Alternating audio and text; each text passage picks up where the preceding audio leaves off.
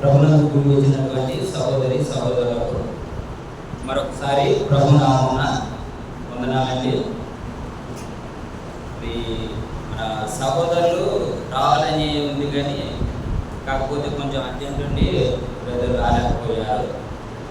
మరి ఆ విషయాన్ని గమనించగలరని ఎంతో కోరుతున్నాను. కాబట్టి సమయంలో కొద్ది మాటలు కొద్దిసేపు దేవుని మాటలు వేసి మరి ఆరాధన కొనసాగించుకోవడానికి దేవుడు ఇచ్చినటువంటి అవకాశాన్ని బట్టి దేవుని నామానికి స్తుతులు స్తోత్రాలు చెల్లిస్తూ కొద్ది నిమిషాలు దేవుని వాక్యాన్ని ధ్యానించేవారు. మరి నిన్నటి సమయంలో చేస్తూ గారిని హాస్పిటల్కి తీసుకెళ్ళాడు. మేము తర్వాతకి వెళ్ళాము. మరి మంచిగా ఉన్నటువంటి మనిషిని కూడా మరి అక్కడికి వెళ్ళాక మరి ఏ విధంగా వెచ్చరించారో కానీ మళ్ళా కొంచెం నీరసంగా అయిపోయి ఇదిగా ఉన్నారు. అయితే ఈ డాక్టర్లు కానీ ఎవరు కానీ ఈ లోకంలో చేసేది ఏంటంటే మనం ఎక్కడికి వెళ్ళినా మనం ఏదో ఒకటి పొందుకోవాలని ఆశతోని మనం ఆహ్వానిస్తూ ఉంటాం. కాబట్టి వాళ్ళనే కాదు, ఈ లోకంలో చూసుకుంటే మనమైనను కూడా మరి ఇక్కడికి వస్తున్నామని అంటే దేవుని వాక్యాన్ని వినడానిక మరి ఏం పొందుకోవడానికి మనం ఇక్కడికి వస్తున్నాం అనే విషయాన్ని మనం గమనించాల్సినటువంటి అవసరాలు ఉన్నాయి. కాబట్టి నా సహోదరి సహోదరులారా, మరి దేవుని మందిరానికి వచ్చి ఏదో ఒకటి పొందుకొని వెళ్ళాల్సినటువంటి అవసరం ఉంది. కాబట్టి కొద్ది నిమిషాలు దేవుని వాక్యాన్ని ధ్యానిద్దాం. మొదటిగా ఎబ్రీ పత్రిక 5వ అధ్యాయం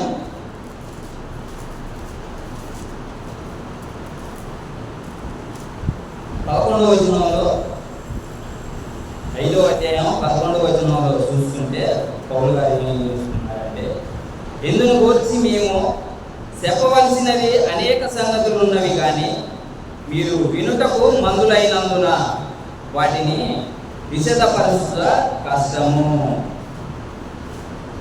దేవుని మందిరానికి వస్తున్నాం, మరి అనేక విధములైనటువంటి మేలు ఎన్నో పొందుకుంటున్నాం. మరి దేవుని యొక్క మాటలను గురించి దేవుని గురించి మనం వినవలసినటువంటి అవసరం ఉంది. ఆయన యొక్క మాటలు వినడానికి కూడా వీళ్ళు ఏ విధంగా ఉన్నారంటే వారు మొత్తానికి మందులైనట్టుగా మనకు వాటిని వివరిస్తున్నారు పౌలు గారు. వినుటకు మందులైనందున వాటిని విశదపరచుట కష్టము. అంటే మనం వినగలిగేటువంటి స్వభావం మనలోనికి రావాలి. మనం కొత్తగా దేవుణ్ణి తెలుసుకోవాలి, తర్వాత ఆయన యొక్క మార్గాలను తెలుసుకొని నడిచేటువంటి అవసరం ఉంది. మరి ఇదే విధంగా మరి వీళ్ళేనా ఇంకెవరైనా ఉన్నారా అని అంటే మరి ఏం చేశాడో ఒకసారి అదే విధంగా చూద్దాం. ఏలియా కూడా యాకోబు పత్రిక పక్కనే ఉన్నది చెప్పుకోండి. సరే, యాకోబు పత్రిక 5వ అధ్యాయము 17వ వచనంలో చూస్తున్నట్లయితే ఏమంటున్నారు? సకల దుర్నీతియు యాకోబు పత్రిక 5వ అధ్యాయం 17వ వచనం.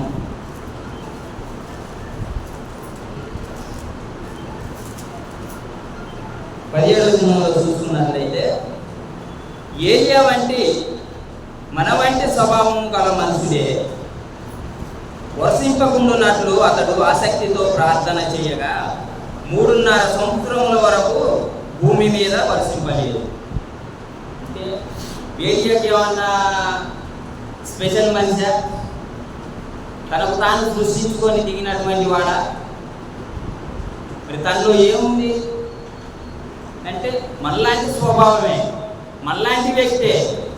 అయినను కూడా ఏది ప్రార్థించగా 3.5 సంవత్సరాలు దేవుడు ఆపిండు అని అంటే ఆ ఎదుగుదల అనేది కనపడాలి అనేసి ఇక్కడ దీని యొక్క భావం.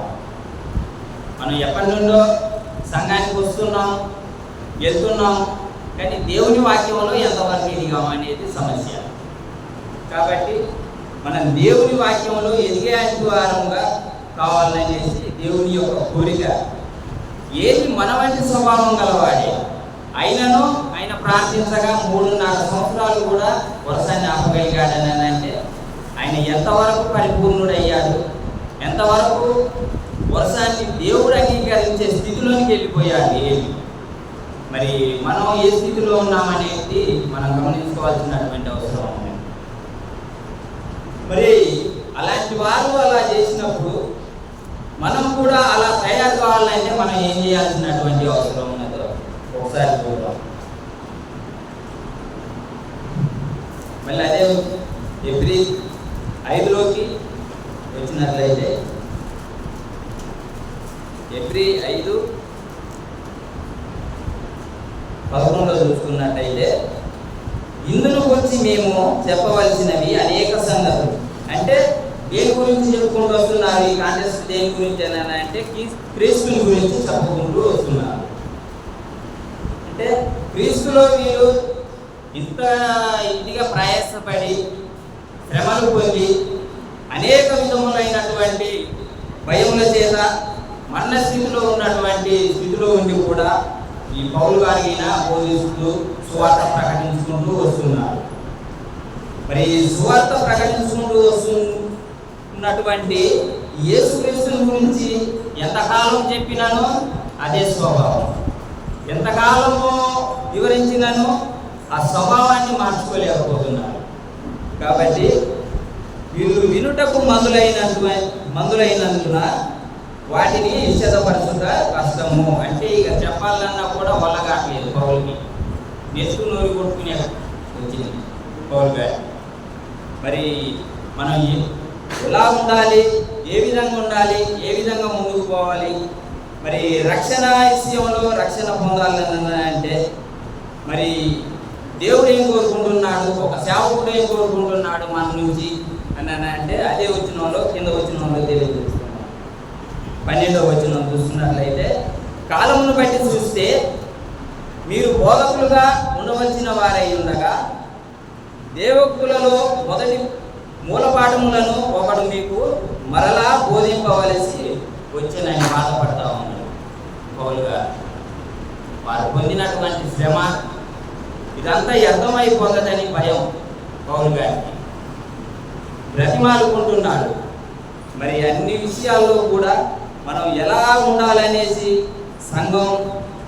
సంఘంలో ఉన్నటువంటి విశ్వాసం నుంచి రక్షణ పొందుకున్నటువంటి వారు ఏ విధంగా ఉండాలనేసి కోరుతున్నారు. కాలమును బట్టి చూస్తే మీరు బోధకులుగా ఉండవలసినటువంటి వారై ఉండగా, అంటే క్రైస్తవులనంటే ఏదో వచ్చి ఒక 2 గంటలు కూర్చొని వెళ్ళే అటువంటి కార్యక్రమం కాదు. క్రైస్తవం అనేది క్రీస్తును వెంబడించేటువంటి వారు. మరి క్రీస్తుని వెంబడించేటువంటి వారు ఆయన గురువుగా పిలువబడుతున్నారు. ఎవరు మనకి గురువు? క్రీస్తు ప్రభువు గారు.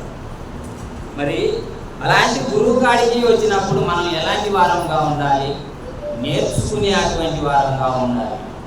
నేర్చుకునే అటువంటి స్వభావం కలిగినటువంటి వారంగా మనం ఉండాలనేసి దేవుని యొక్క ప్రణాళిక, సంకల్పం. మరి దేవుని యొక్క ప్రణాళికలో మనం ఉన్నాము. ఆయన యొక్క సంకల్పాన్ని నెరవేర్చే విధంగా మనం జీవించాల్సినటువంటి అవసరం ఉన్నది.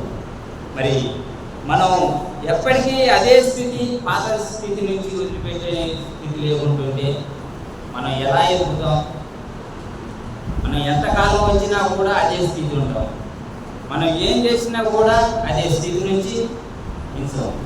కాబట్టి మనం అలాంటి వారం కాకుండా బోధకులుగా, అంటే బోధించ సామర్థ్యం కలిగినటువంటి వారంగా తయారు కావాలనేసి పౌలు వేడుకుంటున్నాడు వాళ్ళని. అయినా కూడా వాళ్ళు వినటానికి మందులైనారు, వినలేకపోతున్నారు. పౌలు గారు చెప్పేది, క్రీస్తు గురించి, దేవుని గురించి చెప్పేది వినలేక పోతున్నారు. కాబట్టి పౌలు గారు బతిమాలుకుంటున్నారు. మీరు బోధకులుగా ఉండవలసిన వారై ఉండగా దేవోక్తులలో మొదటి మూల పాఠములను, అంటే మరలా మొదటికి వస్తున్నారు. ఏదైనా ఇప్పుడు కొంతకాలం నుంచి ఇప్పుడు మనం ఒక జాబ్ చేస్తున్నాం అంటే ఒక సంవత్సరానికి ఒక 10,000 ఇస్తున్నారంటే రెండో సంవత్సరానికి ఇంకొక 5,000 సంపాదించే అంత స్థితిలోనికి ఎదగాలి. అలాంటి మరి స్థితిలోనికి వెళ్ళాలనేసి ప్రయాసపడుతుంటాం. మరి క్రైస్తవంలో అలాంటి సిచ్యువేషన్ ఉందా? లేదు. ఎప్పటికీ ఇదే అటువంటి వారమే, కానీ బోధింపగల సామర్థ్యంలోనికి మనం వస్తున్నామా లేదా అనే విషయాన్ని మనం గమనించాల్సినటువంటి వారమే. నా ప్రియ సహోదరి సహోదరులారా, మరి బోధకులుగా ఉండాలి. మరి దైవోక్తులను మళ్ళీ మూటం పాఠములుగా, అంటే ఎంత బోధించినను మళ్ళీ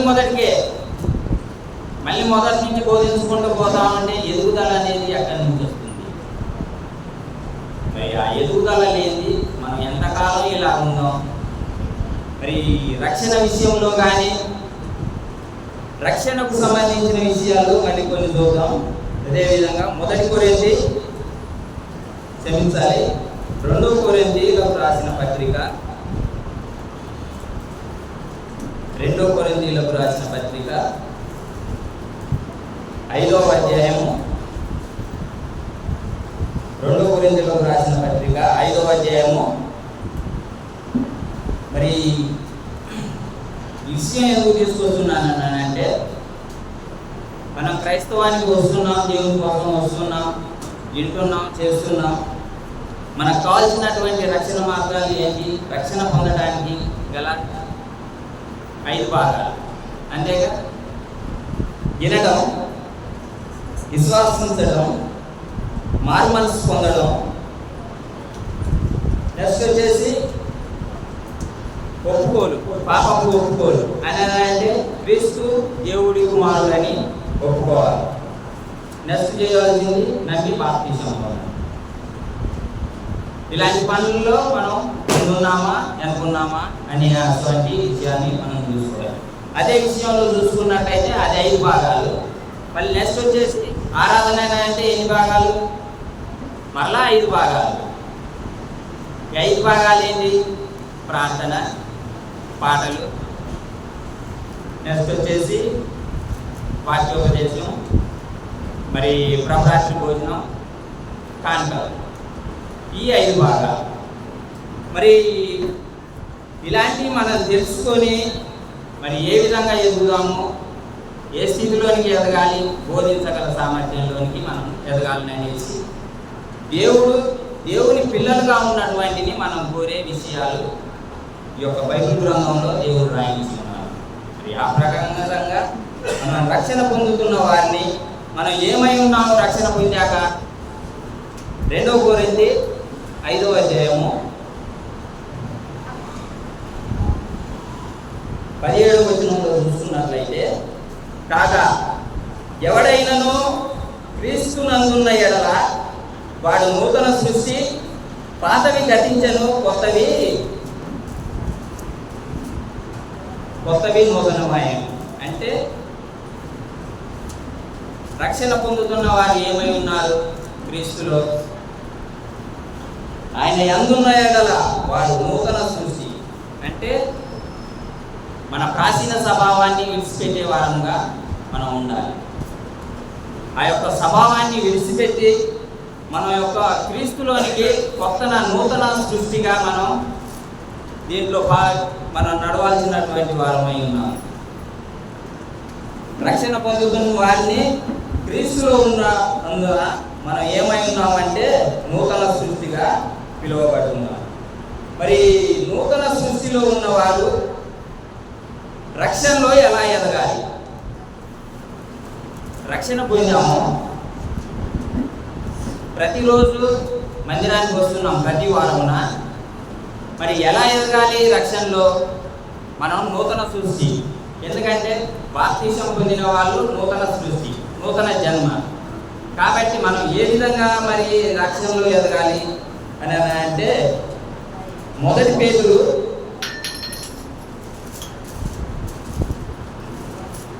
1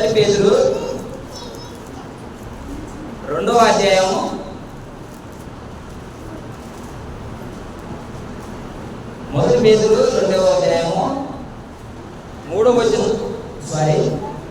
మొదటి పేతురు 2వ అధ్యాయము 3వ వచనం.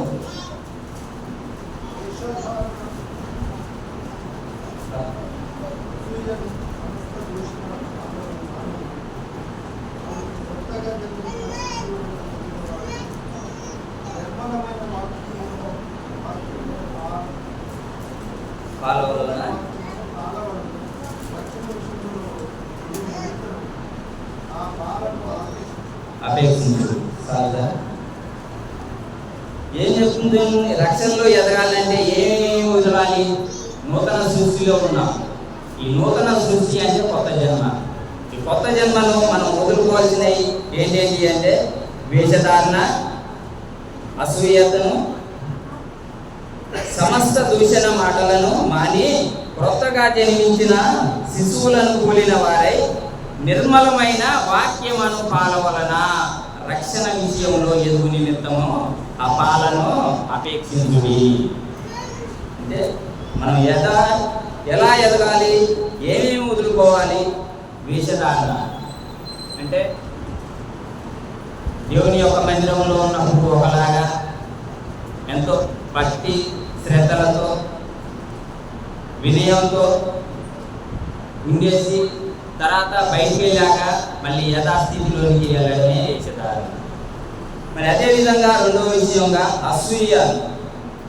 అసూయను విడనాడాలి. అసూయత అంటే ఒకరు ఎదుగుతా ఉంటే ఓర్వలేని స్థితి అసూయత. వారు మొదటి రోజులలో అమాయకాల శకంలో ఆదికాండంలో ఇదే విధంగా ఆదాము అవ్వలు ఏ విధంగా ఉన్నారు? దైవ స్వరూపులుగా ఉన్నారు ఏదైనా తోటలో.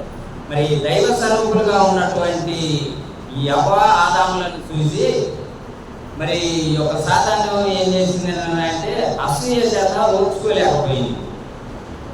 వీరు దైవ స్వరూపులుగా ఉన్నారు, వీరిని ఏ విధంగానైనా పడగొట్టాలనేసి అవ్వని మోసపుచ్చి వారిని అసూయ చేత ఎదగనీయకుండా దైవ స్వరూపంలో ఉండకూడదని ఆలోచనతో అపవాది అలాంటి పన్నాగాన్ని పంపిణీ అసూయతకు గురి చేసి అది అసూయత. అలాంటి విధంగా పడిపోయే విధంగా మనం చేసేవారంగా ఉండకూడదు. మరి అదేవిధంగా చూసుకున్నట్టయితే సమస్త దూషణ మాటలను మాని, సమస్తమైన దూషణ మాటలు ఇతరులని దూషించడం, ఏదో ఒక రంగంగా ఏదో ఒక మాటలు వాళ్ళు కించపరిచే విధంగా అవమానించపరిచే విధంగా ఇలాంటివి చేయడం, ఇలాంటివన్నీ మానుకోవాలి. మానుకొని ఎలాగా? కొత్తగా జన్మించిన శిశువు ఎలా ఉంటాడు? తనలోని ఎలాంటి కలుషితమైనటువంటి ఆలోచన కానీ మనసు కానీ ఏది ఉండదు. ఒక తేటకరమైనటువంటి స్వభావం కలిగి, స్వచ్ఛమైనటువంటి స్వభావం కలిగి ఆ శిశువు జన్మిస్తాడు. పాపం అనేది తెలియదు, మంచి తెలియదు, చెడు తెలియదు. ఏ విషయంలో కూడా ఎలాంటి విషయం కూడా తనకు తెలియదు. కాబట్టి మరి ఈ రక్షణ పొందుతున్న వారిని అలా కొత్తగా జన్మించిన శిశువులను పోలిన వారై నిర్మలమైన వాక్యమును పాల వలన, అంటే ఈ యొక్క వాక్యములో రక్షణ విషయంలో మనం ఎదగాలనేసి ఇక్కడ మెన్షన్ చేయబడింది. కాబట్టి ఈ యొక్క దేవుని యొక్క వాక్యం అనే పాలని తీసుకుని ఆ వాక్యంలో మనం ఎదగాల్సినటువంటి వారమై ఉన్నాము. అదేవిధంగా మరొక విషయం చూస్తున్నట్లయితే మరి రక్షణ విషయంలో ఎదుగుతున్నాం, మరి ఆత్మ విషయంలో, ఆత్మ సంబంధమైన విషయంలో ఏ విధంగా ఉన్నామో ఒకసారి మొదటి కొరింథీ 3వ అధ్యాయం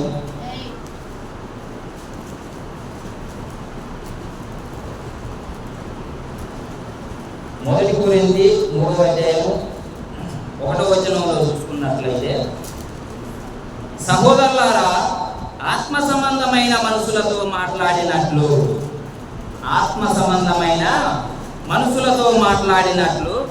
నేను మీతో మాట్లాడలేకపోతే అంటే బాధపడుతున్నారు పౌలు గారు. ఆత్మ సంబంధమైన మనుషులతో మాట్లాడినట్లు నేను మీతో మాట్లాడలేకపోతే శరీర సంబంధులైన మనుషులే అనియు క్రీస్తునందున్న పసిబిడ్డలే అనియు మీతో మాట్లాడవలసి వచ్చెను. అంటే తనలో ఉన్నటువంటి బాధని ఇలా వ్యక్తపరుచుకుంటున్నారు. అంటే మీరు ఎదగాలి, వాక్యంలో ఎదగాలి, మరి అన్ని ఆత్మ సంబంధమైన విషయంలో ఎదగాలని ఏ విధంగా ఎదగాలో పౌలు గారు వివరిస్తున్నారు. అంటే దీన్ని మనం ఏ విధంగా తీసుకోవాలి? మనం సంఘానికి వస్తున్నాం, 1 సంవత్సరం వచ్చాం, 2 సంవత్సరాలు వచ్చాం, 3 సంవత్సరాలు వచ్చాం, ఎదుగుదల లేకపోతే మనం చేసే ఈ యొక్క భక్తి, భయం, దేవుని యందు ఇవన్నీ అర్థమైపోయేవి. కాబట్టి మనం ఏ విధంగా ఎదగాలి? ఆత్మ సంబంధమైనటువంటి విషయాల్లో ఎదగాలని పౌలు గారు వివరిస్తున్నారు.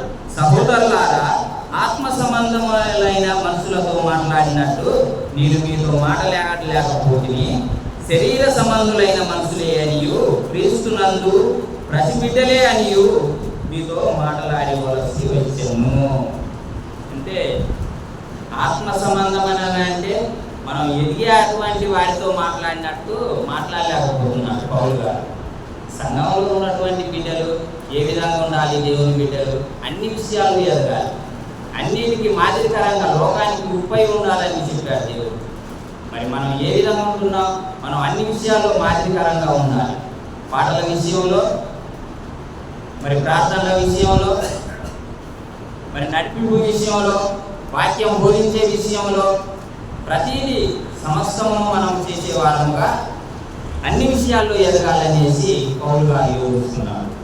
మరి అన్ని విషయాల్లో మనం ఆత్మ సంబంధమైన విధంగా ఎదగాలనేసి పౌలు గారి యొక్క కోరిక. కానీ వీళ్ళు ఎదగలేకుండా అదే స్థితిలో, అదే పాత జీవితంలో, అదే లోక జీవితంలో గడిపేటువంటి వారుగా ఉన్నారు. కాబట్టి పౌలు గారు మిమ్మల్ని ఆత్మ సంబంధుల వలె మీతో మాట్లాడలేకపోతున్నా, భూ సంబంధంగానే మాట్లాడుతున్నారు వీళ్ళు. అంటే ఎదుగుదల అనేది లేదు వాళ్ళు. ఆ ఎదుగుదల అనేది ప్రతి ఒక్కరిలో రావాల్సింది అనేసి పౌలు గారి యొక్క కోరిక. మరి అదేవిధంగా మరి ఈ ఆత్మ సంబంధంలో ఎదిగిన వారు కూడా ఏ విధంగా ఉండాలి, దేవుని విషయంలో ఏ విధంగా ఉండాలో మత్తయి సువార్త 6వ అధ్యాయంలో చూస్తున్నాం. ఒకసారి మత్తయి సువార్త తీసుకోండి.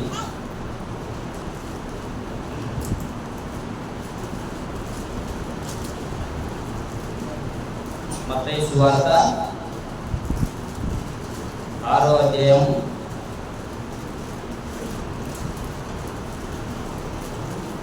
25 నుంచి 33 వరకు చూస్తున్నట్లయితే, అందువలన నేను మీతో చెప్పినదేమనగా, ఏమి తిందుము, ఏమి త్రాగుదుము అని మీ ప్రాణమును గురించి అయినను, ఏమి ధరించుకుందుము అని మీ దేహం గురించి అయినను చింతింపకూడి. ఆహారము కంటే ప్రాణము, వస్త్రము కంటే దేహము గొప్పవి కావా అని అడుగుతున్నారు. ఈ లోకంలో మనం ప్రతి విషయంలో లోక సంబంధమైనటువంటి విషయాల్లోనే మనం ఎదుగుతున్నాం, పోరాడుతున్నాం, పరిగెడుతున్నాం. మరి ఆత్మ సంబంధమైన విషయాల్లో ఎంతవరకు వస్తున్నాం, ఎంతవరకు ఎదుగుతున్నాం అనేసి చూసుకోలేకపోతున్నాం. ఎవరో మనం దేవుని బిడ్డలు, దేవుణ్ణి ఎరగనటువంటి దేవుని బిడ్డలు పాత నిబంధనలో. అలాంటి వారంగా మనం ఉన్నామా? ఆత్మ సంబంధమైన విషయాల్లో ఎదిగే వారంగా ఉన్నాము. ఆహారం కంటే దేహం గొప్పవి కావా? దేహం కంటే వస్త్రములు గొప్ప, వస్త్రము కంటే దేహం గొప్పవి కావా అని ప్రశ్నిస్తున్నారు. అదేవిధంగా ఆకాశ పక్షులను చూడుడి, అవి ఇంతవు పోయవు, పొట్లలో కూర్చుకొనవు, అయినను మీ పరలోకపు తండ్రి వాటిని పోషిస్తున్నాడు. మీరు వాటికంటే బహు శ్రేష్ఠులు కాదా అని ప్రశ్న చేస్తున్నారు. అవి ఇంతవు పోయవు, పొట్లలో పోయవు. మరి మన ఆరాటం ఎంతవరకు ఉన్నది? మనం జీవించాలనే కాదు, మనం జీవించాలి, మన పిల్లలు జీవించాలి, వాళ్ళు ముసలులు కావాలి, మళ్ళీ వాళ్ళ పిల్లలు పుట్టాలి, మళ్ళీ వాళ్ళ పిల్లల కోసం మనం భావితరాల కోసం మన యొక్క పాటలు వేసుకుంటాం, ఆలోచన చేసుకుంటాం, ముందే మంచి ఒక ప్రణాళికతోని ముందుకు చేసుకొని ఉంటాం. మరి అదేవిధంగా దేవుని విషయాల్లో మన పాటలు ఎలా ఉన్నాయి, మన ఎదుగుదల ఎలా ఉంది, మరి మనం రాబోయే దినంలో మనం దేనికోసం పోరాడుతున్నాం, దేనికోసం మందిరానికి వస్తున్నాం, మనం ఏం చేస్తున్నాం, ఎంతవరకు ఎదుగుతున్నాం అనే విషయాలను మనకి గ్రహించలేకపోతున్నాం అనేసి మనవి చేస్తున్నాం. కాబట్టి మరి అదే విధంగా చూసుకున్నట్లయితే 27వ వచనంలో, మీరు ఎవడునో చింతించుట వలన తన ఎత్తు మూరెడి తక్కువ చేసుకునగలడా. మరి అనేక మంది బాగా ఆలోచనలతోని ఏదో సాధించాలి, ఏదో చేయాలి అనే ప్రతి విషయంలోని ఆలోచన చేస్తాం. మనం ఆలోచించుకోవాల్సినటువంటి ఆలోచించాం, మరి ఆలోచించకూడని అన్నీ ఆలోచిస్తూ ఉంటాం. దేని గురించి ఆలోచించాలి, దేని గురించి ఆలోచించకూడదు అనేది కూడా గ్రహించలేకపోతుంది. సరే, ఒకవేళ ఆలోచన చేసామని అంటే వచ్చినటువంటి సమస్య తీరిపోతుందా? ఇప్పుడు ఆ వచ్చే అటువంటి సమస్య తీరిపోతుంది అని అంటే మనం ఏం చేయగలుగుతాం? ఒక గంట కాదు, ఒక 2-3 రోజులు కూడా కూర్చొని ప్రశాంతంగా ఆలోచన చేయగలుగుతాం. కానీ ఆ సమస్య తీరిపోతుందా? తీరిపోతుంది. మరి అసలు సమస్య తీరిపోయినప్పుడు మనకు ఆలోచన దేని వైపు మన ఆలోచనలు ఉండాలి, దేనికోసం మన ఆలోచనలు ఉండాలి, ఎందుకు ఆలోచన, దేనికోసం ఆలోచన అనేది సరి చూసుకోవాల్సినటువంటి అవసరం ఉంది. మరి అదేవిధంగా వస్త్రంలో గుర్చి అయినట్టు చింతింపనేలా, అడవి పువ్వులు ఎలాగూ వెతుకుచున్నవో ఆలోచించుని, అవి కష్టపడవు, ఉడకవు. అయినను తన సమస్త వైభవంతో కూడిన సొలొమోను సహితము వీటిలో ఒకని వలెనైనను అలంకరింపబడలేదు. సొలొమోను అంటే జ్ఞానానికి మంచి నిదర్శనం అన్నట్టు. అలాంటి సొలొమోను కూడా తన యొక్క ఆలోచనల ద్వారాగా, తన యొక్క జ్ఞానం ద్వారాగా, మరి తన యొక్క ధనం ద్వారాగా, తన ఆస్తిపాస్తుల ద్వారాగా అలాంటి పువ్వులు లాంటి వాటిగా ఒకదాని వలెనైనను తను చేసుకోనలేకపోయాడనేసి మరి గతకర్త వివరిస్తున్నారు. మరి అదేవిధంగా నేడుండి రేపు పోయిలో వేయబడు అడవి గడ్డిని దేవుడిలాగూ అలంకరించిన ఎడల అల్ప విశ్వాసులారా, మీకు మరీ నిశ్చయముగా వస్త్రములు ధరింపజేయును కదా. మన యొక్క విశ్వాసం ఎలా ఉండాలి, మన యొక్క నడవడిక ఎలా ఉండాలి? విశ్వాసంలో నేను అన్ని విషయాల్లో బాగానే ఉంటున్నాను, మరి ఇచ్చే విషయంలో, చేసే విషయంలో, ప్రతి విషయంలో ఎదుగుతానా, నాకు విశ్వాసం చాలా ఉంది దేవుడి మీద, యెహోవాయందు భయభక్తులు ఉన్నాయి, ఆయనను అనుసరించి జీవిస్తున్నానని చెబుతున్నాం. కానీ ఆయనలో ఎంతవరకు ఎదుగుతున్నాం అనేసి మటుకు ఎవరైనా చెప్పలేని స్థితిలో ఉన్నాం. ఎందుకని? దేనికోసం? అందరినీ ఒకే విధంగా సృష్టించాడు కదా. ఏది ప్రార్థన అయినగలిగి అంత 3.5 సంవత్సరాలు ఆపగలిగిందంటే ఏది కాదు, ఏ స్థితిలోనికి ఎదిగారు, పరిపూర్ణతలోనికి ఎదిగారు. మరి మనం ఎంతవరకు ఎదుగుతున్నాం అని గ్రహించాల్సినటువంటి అవసరం. మరి అదేవిధంగా దేవుని ప్రేమించు వారికి ఏ విధంగా ఉండదో మనకు రోమ పత్రికలో రండి ఒకసారి. రోమ 8వ అధ్యాయం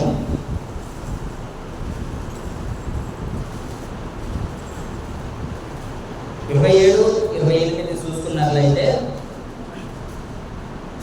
మరియు హృదయములను పరిశోధించువాడు ఆత్మ యొక్క మనస్సు ఏదో ఎరుగును. దేవుడు ఎలాంటి వాడు? హృదయములను పరిశోధించువాడు. ఆత్మ యొక్క మనస్సు ఎలాంటిదో తనకు తెలియదా? ఇప్పుడు ఏదన్నా ఒక మిక్సీనో, ఒక సెల్లునో, దేనో ఒకదాన్ని తయారు చేసిందంటే ఒక మనిషి దాని ఒక బుక్ ఇస్తాడు, మాన్యువల్ ఇస్తాడు. మరి దాని గురించి దానికి ఎక్కడ ఏం పోతే ఏం చేయాలో, ఎలా ఉంటుందో, దాని పరిస్థితి ఏంటి అనేది మొత్తం క్షుణ్ణంగా అతను తయారు చేసినటువంటి వారికి తెలుసు. మరి మనని సృజించినటువంటి మన దేవునికి మన విషయాలు, మన ఆలోచనలు తెలుస్తాయి కదా. మరి హృదయంలోని శోధించువాడు ఆయన మనసు, ఆత్మ యొక్క మనసు ఏదిదో ఎరుగును, ఎలయనగా ఆయన దేవుని చిత్త ప్రకారము పరిశుద్ధుల కొరకు విజ్ఞాపనము చేయుచున్నాడు. దేవుని ప్రేమించు వారికి అనగా ఆయన సంకల్పము చొప్పున పిలువబడిన వారికి మేలు కలుగుటకై సమస్తమును సమకూడి జరుగుతున్నవని మీరు కదా ప్రశ్నించారు. మరి దేవుని యొక్క సంకల్పం ఏంటో మనకు తెలుసు, దేవుని ఉద్దేశాలు ఏంటో మనకు తెలుసు. పూర్తిగా దాని నుంచి బయటికి వెళ్ళిపోయేటువంటి వారంగా ఉన్నాం. మరి అలాంటి స్థితిలో నుంచి బయటికి వచ్చి ఒక పసిపిల్లగాడు ఏ విధంగా ఉంటాడో అలాంటి స్థితిలోనికి మనం వచ్చి మరి వాక్యం అనే పాల ద్వారా ఎదగాలని చేసి దేవుని యొక్క సంకల్పం. మరి ఆ సంకల్పానికి దూరంగా వెళ్ళిపోయి మనం ఎంత జీవితం జీవించినా, ఎంతకాలం మరి దేవుని సన్నిధానానికి వచ్చినా అది ఎంతమైపోయేదే కానీ నిలిచి ఉండే ఫలం కాదు అనేసి గ్రహించాలి. సమస్తము సమకూడి జరుగుతున్నవి అంటే సమస్తం మేలు కలుగుటకి, మనం ప్రతిదీ ఏది జరిగినానో మేలు కలుగుటకి. శ్రమలు వచ్చాయి, శ్రమలు పొందాడు యేసుక్రీస్తు కూడా శ్రమలు పొందాడు. ఆ శ్రమల వల్ల ఇదైతే నేర్చుకొని సంపూర్ణంగా ఎదిగాడు. మరి పౌలు గారు కూడా మరి తన యొక్క మరణానికి కూడా సిద్ధపడే అటువంటి స్థితిలోనికి వెళ్ళిపోయాడు. అంటే ఎదుగుదల అనేది క్రైస్తవంలో ఆ విధంగా ఎదగాలనేసి దేవుని యొక్క సంకల్పం అయి ఉన్నది. కాబట్టి మరి అదేవిధంగా రాబోయే జీవితం గురించి మరి ఏ విధంగా ఆలోచించుకోవాలనో మరి అది పక్క పుస్తకంలో తిప్పుకున్నట్లయితే 1 కొరింథీ 15వ అధ్యాయం ఒకసారి రండి. 1 కొరింథీ 15వ అధ్యాయం 19వ వచనంలో చూస్తున్నట్లయితే, ఈ జీవిత కాలం మట్టుకే మనము క్రీస్తునందు నిరీక్షించుకుంటున్న వారమైన ఎడల మనుషులందరికంటే దౌర్భాగ్యమైనము. మరి మన ఆలోచనలు ఎంతవరకు ఉన్నాయి? ఈ జీవితం కోసం ఒక 50, 60, 70 ఎంతో అంతో సంపాదన కోసమే మన యొక్క ఆలోచనలు, మన యొక్క అడుగులు. కానీ మరి రాబోయే అటువంటి జీవితం కోసం మరి మన యొక్క నిరీక్షణ అనేది లేదు. నిరీక్షణ అంటే రాబోయే అటువంటి జీవితాన్ని, దేవునితో కలిసి జీవించే అటువంటి జీవితాన్ని, ఆత్మ సంబంధమైనటువంటి జీవితాన్ని ఎంతమందిని కోరుకుంటున్నాం, దాంట్లో ఎంతమంది ఏ విధంగా ఎదుగుతున్నాం అనేసి సరిచూసుకోవాల్సినటువంటి అవసరం. ఈ జీవిత కాలం మట్టుకే మనము క్రీస్తునందు నిరీక్షించు వారమైన ఎడల, ఈ జీవితం కోసమేనా మన నిరీక్షణ అనేది? క్రైస్తవం అనేది మన నిరీక్షణ ఏంటి? దేనికోసం మన నిరీక్షణ? ఎందుకోసం మన నిరీక్షణ? రాబోయే జీవితాన్ని పొందుకోవడానికి. మన జీవితం, మన క్రైస్తవ జీవితం అనేది రాబోయే ఒక నూతన జీవితాన్ని పొందుకొని తనతోని మరి భూదిగంధముల వరకు కూడా ఆయనతో కలిసి జీవించే వారమై మనం ఉండాలనేసి దేవుని యొక్క సంకల్పం. దానికి పూర్తిగా విరుద్ధంగా జీవించేటువంటి వారమై ఉన్నాం. కాబట్టి ఈ జీవిత కాలం మట్టుకే మనం చూసుకున్నట్లయితే దౌర్భాగ్యులమైపోదు అనేసి దేవుని యొక్క వ్యాఖ్యానించవలసింది. మరి అలాంటి స్థితిలోనికి, దౌర్భాగ్య స్థితిలోనికి అంటే, దౌర్భాగ్యుడు అంటే ఏది లేనటువంటి వాడు, ఏది పొందుకోలేనటువంటి వాడు దౌర్భాగ్యుడు. అలాంటి స్థితిలోనికి మనం రావద్దనేసి దేవుని యొక్క సంకల్పం బోధిస్తుంది, దేవుని యొక్క గ్రంథం బోధిస్తుంది. మరి అదేవిధంగా దేవుని యొక్క సంకల్పాన్ని తెలియజేయడం గురించి అపోస్తుల కార్యాలు 20వ అధ్యాయం, అపోస్తుల కార్యం 20వ అధ్యాయం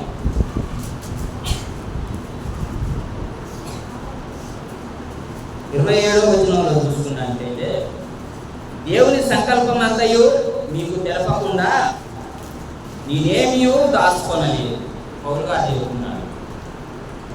అయ్యయ్యో మరి నాకు తెలియదు కదా ఈ విషయం, నాకు కొంచెం చెబితే నేను ముందే చదువుకునేటువంటి రాబోయే జీవితం గురించి. అని అప్పుడు అడిగితే ప్రయోజనం ఉండదు. అందుకనే ముందే చెప్పేశాడు పౌలు గారు, దేవుని సంకల్పం అంతయు మీ ఎదుట నేను దాచుకోకుండా నాలో ఉన్నది నేను నాకు బయలుపరిచిన కాడికి మొత్తం మీకు వివరించి ఉన్నాను. అయినా కూడా మనం అంగీకరించే స్థితిలో ఉన్నాం లేదు. మరి ఎలాంటి జీవితంలో ఉన్నాం, ఎలాంటి నడవడిలో ఉన్నాం అనేసి పౌలు గారు బోధించాడు. దేవుడు మనకు పరిశుద్ధ గ్రంథం ద్వారా ఇచ్చాడు. మరి ఎంతవరకు నేర్చుకుంటున్నాం, ఎలాంటి స్థితిలో ఉన్నాం, దేవుని సంకల్పం ఏంటి? ఎప్పుడు పసిపిల్ల ఇప్పుడు ఒక తండ్రి కోరిక ఏంటి? ఒక చిన్న పాప జన్మిస్తే ఆ పాప ఎప్పుడు కూడా అదే స్థితిలో ఉండాలని ఒక తండ్రి కోరుకుంటారా? ఎందుకనంటే నా యొక్క బిడ్డలు ఎదగాలి, బలంలోనూ జ్ఞానంలోనూ అన్నింటిలో కూడా ఎదగాలనేసి దేవుని యొక్క ఒక తండ్రి మన లోక సంబంధమైన విధంగా చూసుకుంటే తండ్రి యొక్క కోరిక అదే. అన్ని విధాలుగా ఎదగాలి, ఆస్తిపరంగా, ఆరోగ్యపరంగా మంచిగా బలంగా ఉండాలనేసి కోరుకుంటాం. మరి దేవుడు కూడా మనని అదే కోరుకుంటున్నాడు కదా. మరి దేవుడి కోసం మనం అలా తయారవుతున్నామా లేదా అని సరిచూసుకోవాల్సినటువంటి అవసరం. మరి ఆయన యొక్క వాక్యంలో మనం ఎదిగేటువంటి వారంగా ఉండాలి. ఆయన వాక్యంలో ఎదిగి బలం పొందుకొని బోధించగల సామర్థ్యంలోనికి నడవాల్సినటువంటి అవసరం ఉంది.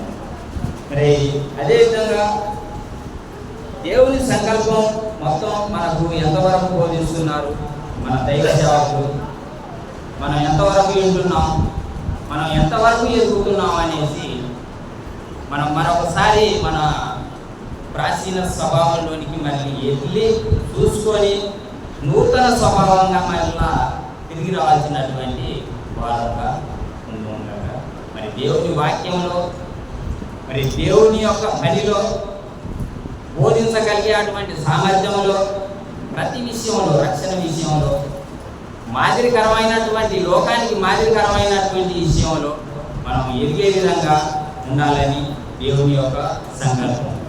మరి మనం ఎంతవరకు ఎదుగాము, ఏం చేస్తున్నాము అనేసి చూసుకోవాల్సినటువంటి సమయం మనకే ఉన్నది. స్వేచ్ఛనిచ్చాడు దేవుడు, ప్రతి దాన్ని నిర్ణయం తీసుకునే అటువంటి స్వేచ్ఛనిచ్చాడు. ఒక తండ్రి ఒక కుమారునికి ఒక బైక్ కొనిచ్చి ఇది నీ కోసమే అని గిఫ్ట్గా ఇచ్చేసి ఆ యొక్క బైక్ తాళాలు తన దగ్గర పెట్టుకుంటే అది స్వేచ్ఛ ఇచ్చినట్టయితే, కుమారునికి కొనిచ్చినట్టయితే, బైక్ అయితే కొనిచ్చాడు, తాళాలు నా దగ్గర ఉంచుకుంటే ఎలా ఉంటుంది? మన దేవుడు అలాంటి వాడు కాదు. మనల్ని సృజించాడు, తన యొక్క జీవాత్మని మనలో ఊపిరాడు. ఈ లోకం మీద ఉంచి మీరు జీవించి అభివృద్ధి పొంది ఫలించాలనేసి దేవుని యొక్క సంకల్పం. అంటే అన్ని విధాలుగా ఎదగాలనేసి దేవుని సంకల్పం. స్వేచ్ఛ జీవులుగా మనని ఈ భూలోకం మీదకి కుదిరించుకున్నాడు. కాబట్టి స్వేచ్ఛ మనది, నిర్ణయం మనది. దేవుడు ప్రతిదీ నువ్వు ఇలా బతుకుతే ఇలా తయారవుతుంది, ఇలా జీవిస్తే ఇలా తయారవుతుంది. లోకానుసారమైన జీవితం మరణానికే, అది ఆత్మ సంబంధమైన జీవితం అది నశించనిది అనేసి మనం ఎరగాల్సినటువంటి అవసరం ఉన్నది. ఇంతసేపు ఓపికతో ఉన్నటువంటి సహోదరి సహోదరులకు ప్రభునామమున మరొకసారి వందనాలు. మరి ఈ సమయం ఇచ్చినటువంటి దేవాది దేవునికి కృతజ్ఞతాస్తుతులు చెల్లిస్తూ ఈ సమయాన్ని మన సహోదరులకు మరి ఈ సమయంలో అదేవిధంగా మరి ఒక ఆజ్ఞగా ప్రభరాత్రి భోజనం గురించి మరి మన మధ్యలో ఉన్నటువంటి సహోదరులు జాన్ మార్క్ గారు వచ్చి వివరించాల్సిందిగా వాటిని ప్రేమతో